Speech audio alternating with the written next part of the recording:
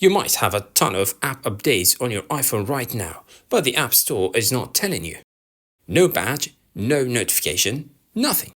And that's a problem, because you could be missing brand new features on apps like Instagram, TikTok, Snapchat, and more without even realizing it. You open the app and think, why don't I have this feature yet?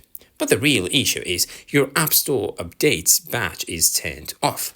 Let me show you how to fix it in less than 30 seconds. Open Settings on your iPhone, then go to Notifications. Now scroll down and tap on App Store. There are basically two reasons why you're not seeing the updates badge.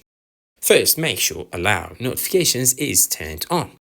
And second, this is the important one. Make sure Badges is also turned on. If Badges is disabled, the App Store won't show you how many updates are available on your iPhone.